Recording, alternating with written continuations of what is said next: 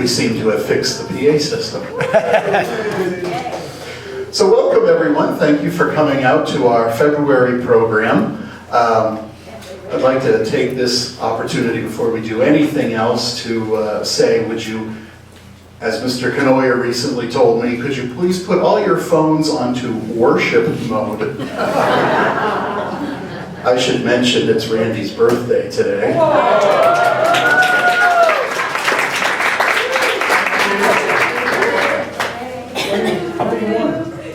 Happy birthday to you. Happy birthday, dear Randy. Happy birthday to you.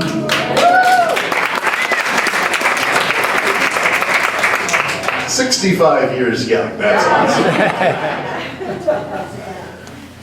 So tonight we have an evening of local color, specifically orange and black.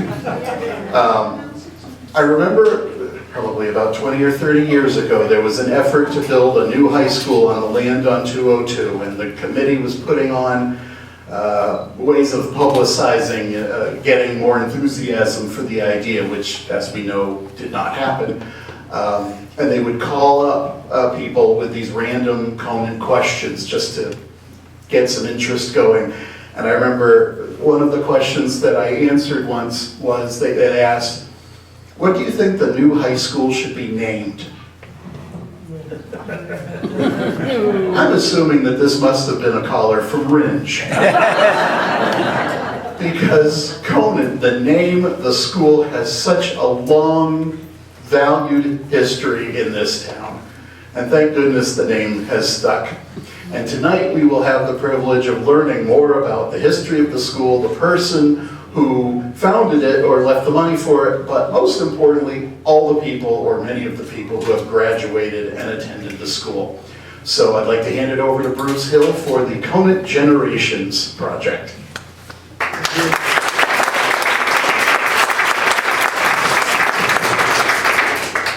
Thanks, Peter. A couple housekeeping items here. Cell phones we already talked about. Usually the tradition on these programs is that everybody chips in and helps stack the chairs afterwards. I was specifically asked by David Beltate not to do that. They just got new floors down, really nice floors compared to what was here, and he said, please don't have anybody stack the chairs. Just leave them where they are. So we're out of business as far as helping that out. There is an exhibit going on at the Historical Society of Cheshire County in Keene that is on signs. And we've contributed a fair number of signs from Jaffrey Historical Society and the library to that exhibit. The VIS, too. And the VIS. And Rob has made a program booklet for them up there, which is first class, and there's a copy of it out on the table there, not for taking, but just to peruse. But I invite anybody that hasn't seen this exhibit to go up to Keene in the Historical Society up there and look at this exhibit. It's signs from around the Monadnock region, and very interesting old signs. So that's just a footnote on that. Our archives are downstairs in this building, and our archives include printed material and signs and artifacts and documents and yearbooks. And so I was able to gather a lot of information from our existing yearbooks that we have down there.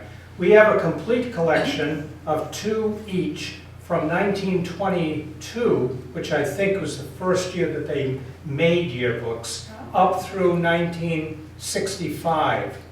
Now, from 66 on, we just have a scattering of them, and the library has some, but they're not complete either.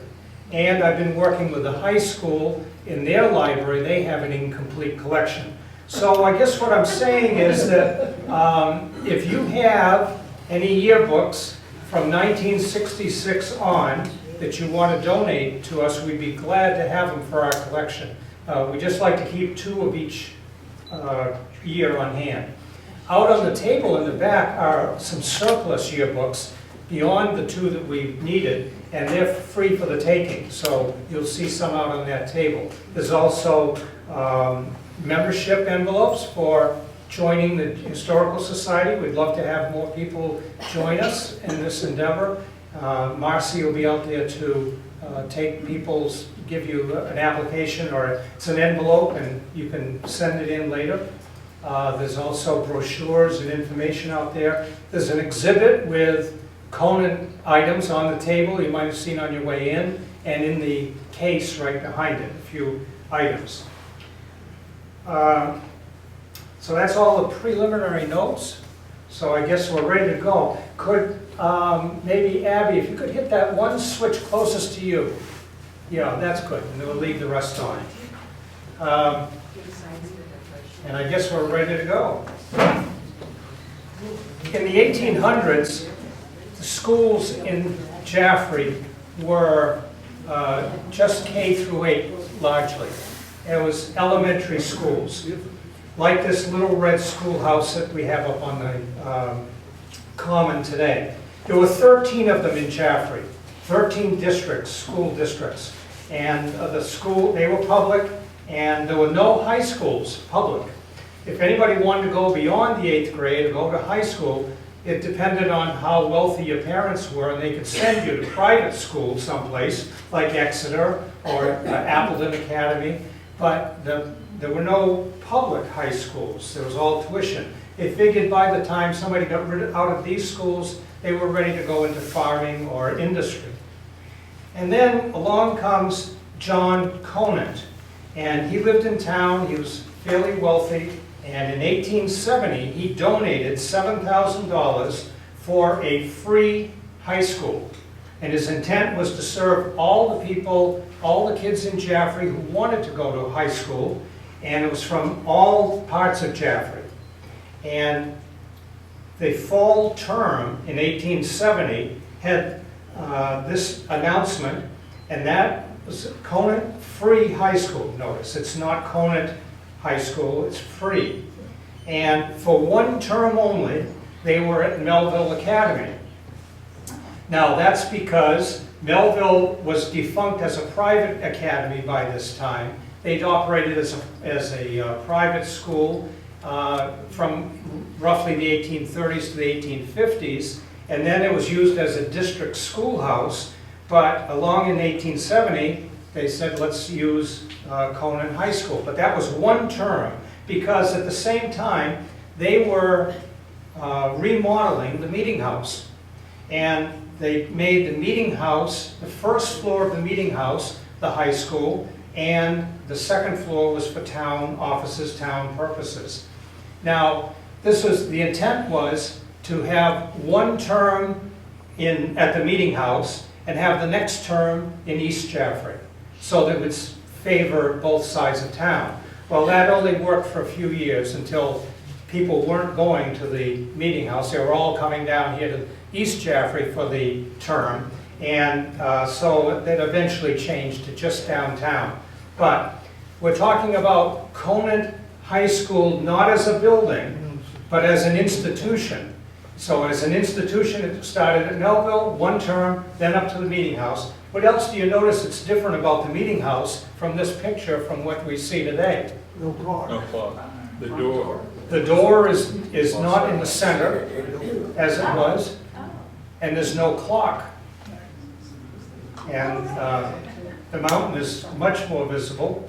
There's also a hearse house on the end of the horse sheds. So downtown was Union Hall, and this was the pride of Jaffrey, opened up in 1850s. And it was a 2-story with a nice tower, but the second story was not a classroom. The second story was a meeting hall, a community hall, much like the top of the meeting house. So there were 2 classrooms on the first floor, and Conant High School, so to speak, met in one of the 2 rooms, down the right-hand room, in the first floor. Where was this building? On School Street. Oh. Right where the Jaffrey Grade School is, or in that vicinity. Yeah. In 1893, This wooden building was put on the same area, same campus down School Street. And again, it just had two rooms on the first floor and 2 rooms on the second floor. And the Conant High School section was one of the rooms on the first floor. They also, at one point, added on to Union Hall and made a room in that for Conant High School too. So eventually, along in 1916, they built what we know as the Conant High School building. And this is the first building that was truly dedicated to be Conant High School. 1955, they added this wing to the high school and the Pratt Gym. And then 1973, along comes the dedication of the Conant High School as we know it today. Imagine that. I still think of this as the new high school, and this is 50 years old.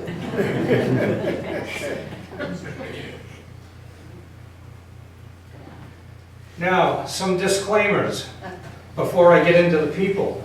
I may have some of this wrong, so I'm not an expert. This is not a complete record of any family. So you may be thinking, as I show some of your family, I have more family than that. That's not everybody. I have more generations. Well, just keep thinking it. Don't tell me. At least save it till later to tell me. And I just couldn't get everybody in. The photos are all in good fun. We've all changed. So when you see some, we're not disparaging anybody with their photos. There are many more people I could have added, but the issue is time. We didn't want to be here till breakfast, so I couldn't include every family that went to Conant. Sometimes I'll start from the first generation and go up to the latest generation. Other times I'll do it in reverse. So it's not always one way or the other. And it's not chronological. I'm skipping around. Some younger people, some older people. Some people have several slides, and some families only have one. If I ask, who is this? Feel free to call it out. But not if it's you or it's your family. Let other people try to guess who it is. So the first half of this, I'm featuring the people who are Jaffrey Historical Board members. That is, the officers and the people serving on the Board of Directors. And the second half are other Jaffrey citizens. So, with deference and respect, our leader is first.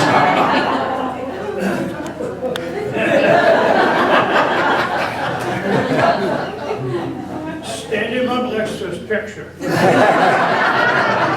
There's no comparisons.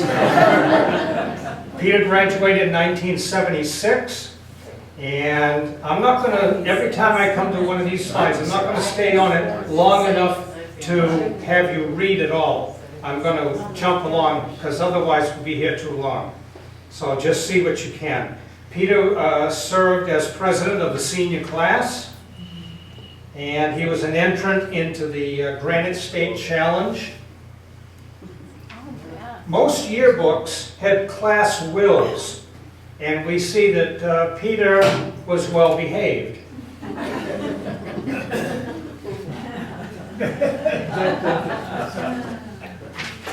And yearbooks frequently have superlatives.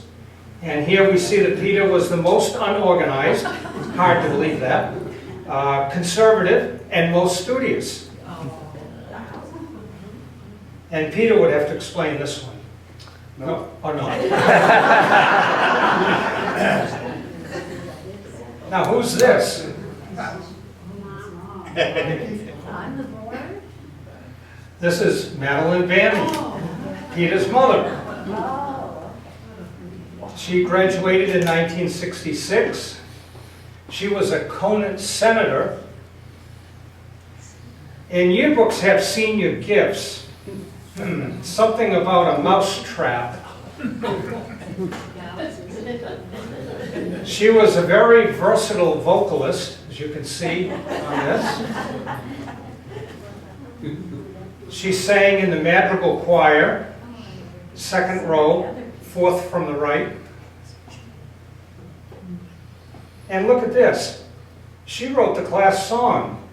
Who knew that she wrote words for Peter, Paul, and Mary?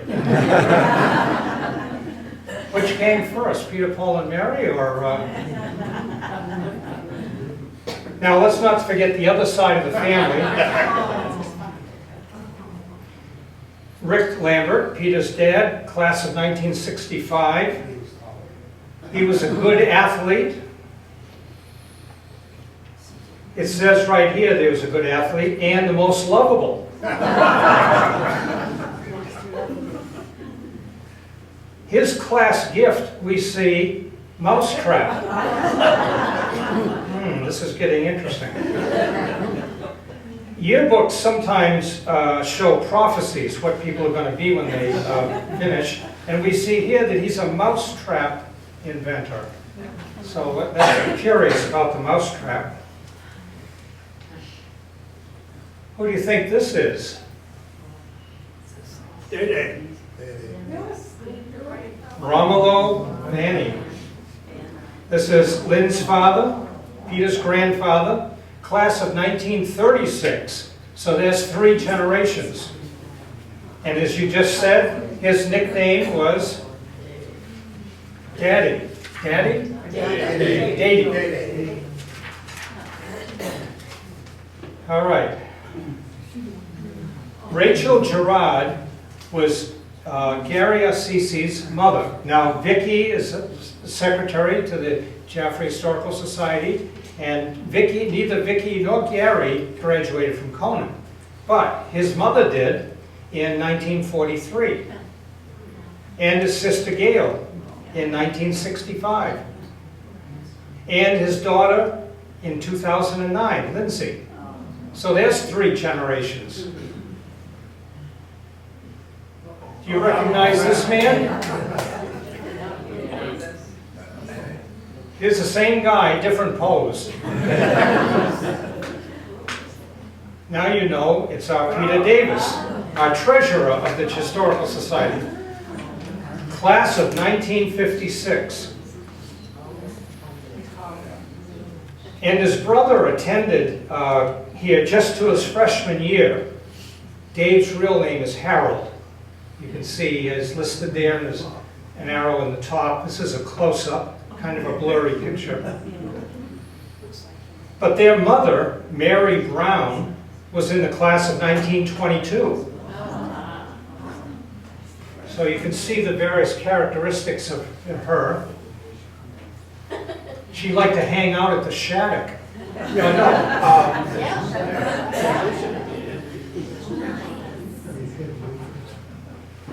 She also wrote the class poem. Now, Peter has a daughter, Jackie, who graduated in 1984, and a son, Ben, who graduated in 1986. So that's 3 generations. Do you know who this was in 2010? Oh, I know. Derek Shea. His father is Mike Shea, class of 1979. Now I bet you can figure out who this is. That's right, Betty Beltate Shea, Mike's mother, class of 1955. She worked hard at playing basketball.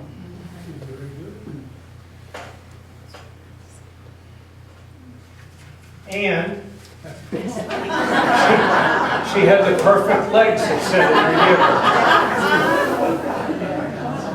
I'm sorry she's not here to. Her ambition was to become a phys ed teacher. And she did just that. So Derek, Mike, Betty, 3 generations. Homer was Betty's father. He attended Conant High School in the 1920s, but he didn't graduate from here. So we jump to Homer's brother Reynold, who did graduate in 1939.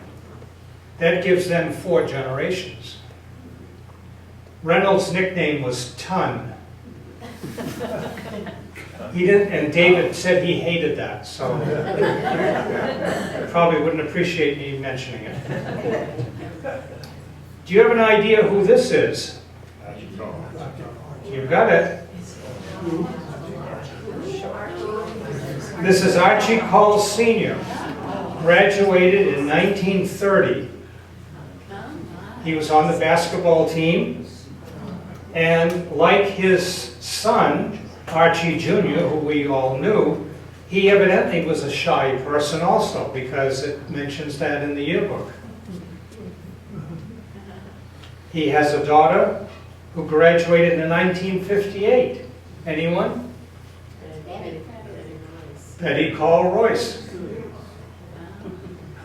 And look at this. She had the best personality, was the most popular, and the class clown. She still is. Betty and Kent have a daughter, Pam Royce, who graduated in 1980. And Pam has a son, Cody Gordon, 2009. So there's 4 generations. I know you're wondering who this graduate from 1950 is. It's our own chief archivist, Dick Boutwell. He was not only the best singer, he was the class wolf.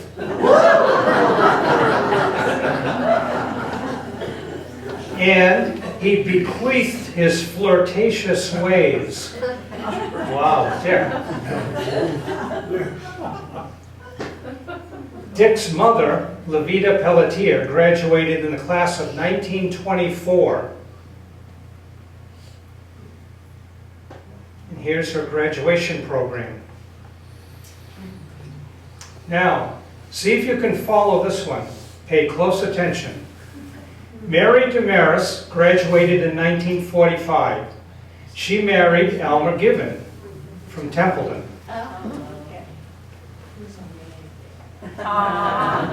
They had a daughter who was in the class of 1974. Any idea?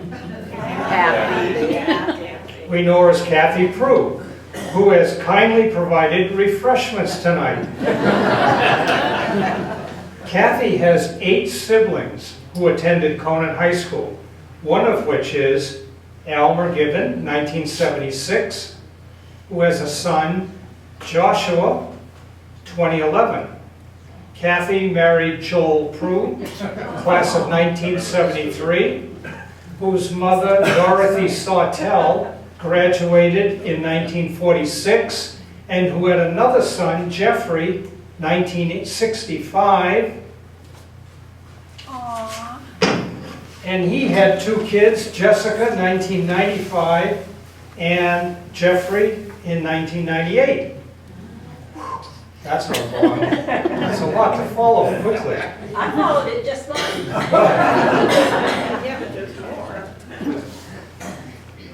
All right. Let's jump back to 1911, when Roscoe Sawyer finished Conant High School. Wow. That was before yearbooks, but his name is listed as an alum. He had this son who graduated in 1937. Do you recognize the milkman, Alfred?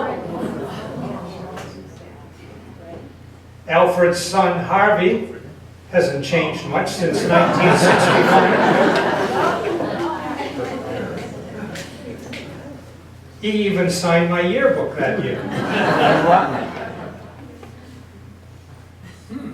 Harvey has a son, Kent, who graduated in 1990. So that's 4 generations. And guess what? Kent has a son, Jacob, who graduated last year, making it 5 generations. The only family of 5 generations that I've found so far. I'm sure there's probably more, but I just haven't found them. So back to Roscoe. Roscoe had a daughter, Nancy, who graduated in the class of 1934. She married Ray Moore. Here she is, second row, middle. Now, who do you think Nancy's daughter is? Judith. Our own Judith Moore Goff, who graduated in 1961 and was recognized as the most adroit manipulator of a moving vehicle and most versatile.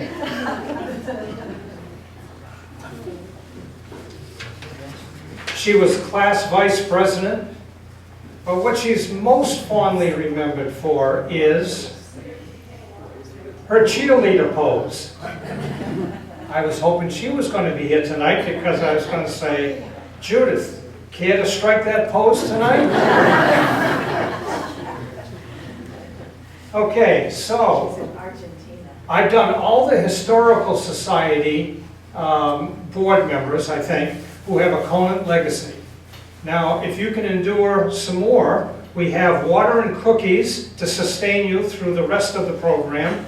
Not to get out of your seats, it's going to be delivered. And I'll go quickly.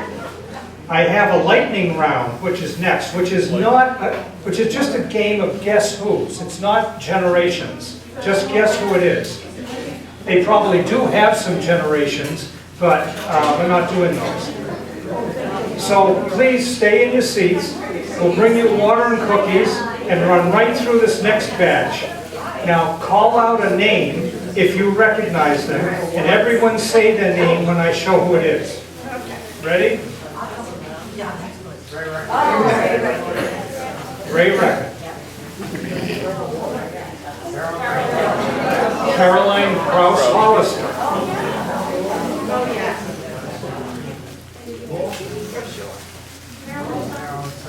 That's right, Marilyn Simons. Who knew that Marilyn was a hippie?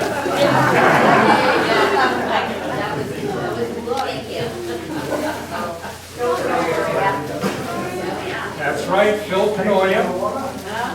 Thank you.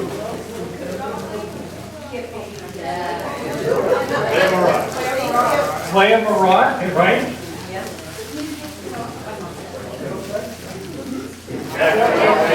Jack, right?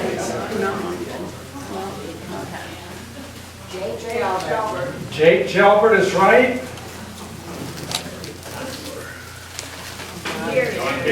John Peer Jr., right? Thank you. Thank you. Kevin Sterling is right.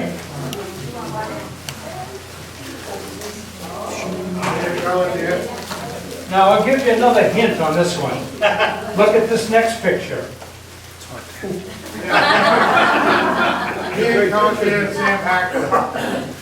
Randy's got it.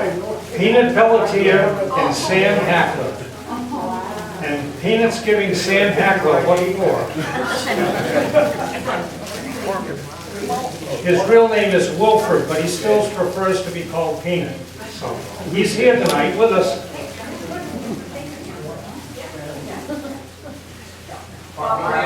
Bobby Lambert.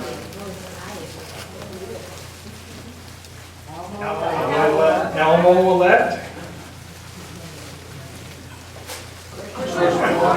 Cush is right. End of the lightning round. Well, this is going faster than I figured. Good. All right, ready for the next one? Now we're back into families. You recognize him? He's here tonight. That's Tim Gordon, who lives at 3 Chimneys next door to the Yateman Place. Graduated in '77. Am I ahead? I'm ahead. Donald Gordon, his father in 1949, he seems to have misplaced his license. Did you know about that? I can't imagine. And Tim's mother, Patricia Jennings, graduated in 1951.